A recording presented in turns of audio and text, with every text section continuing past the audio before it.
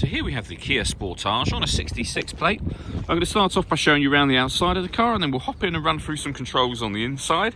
But from the outside, you can see it's a 5-door car with alloy wheels. Let's start off inside the boot and then work our way around the rest of the car from there.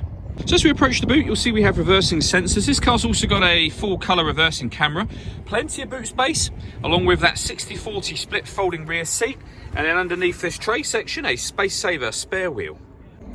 Okay, so we're just going to work our way back round to the front of the car, and then we'll hop in and run through some controls on the inside. But now that we've done a full circle of it, you can see it's in excellent condition the whole way round.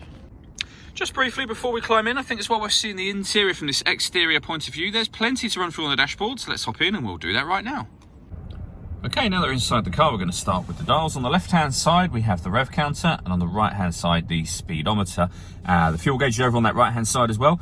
In the middle, you can see the total miles for this car, which is 17,415. You can change the information that's displayed there by using buttons on the steering wheel for various different menus, as you can see.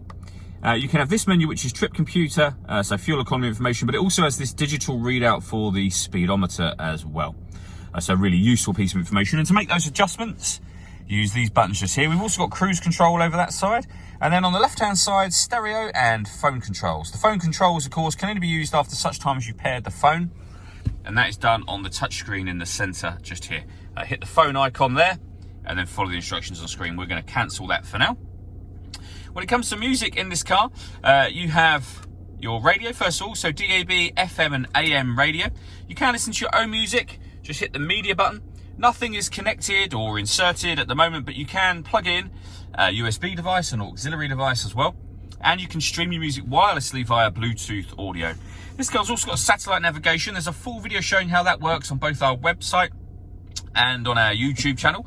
And if I pop the car into reverse, you can see just there, we've got a full colour reversing camera, as I mentioned before, with guidelines showing you what direction the car is headed in relation to the image you see on the screen. Working our way down, we have dual zone climate control, so you can adjust the passenger and driver temperatures, the fan speed up and down.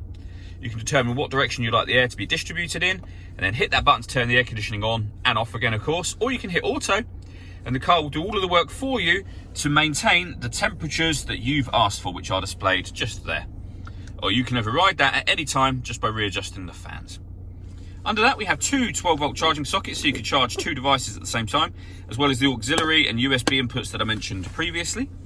We then have a 6-speed manual gearbox, and these buttons just here. That turns off the parking sensors, and this one turns off the stop and start. This car's designed to cut out when it's stationary in traffic to save you fuel. Turn that system off from there, and hitting that button will turn the downhill brake control on. So if you know you're going to take the car off road, hit that button, and then just drive normally.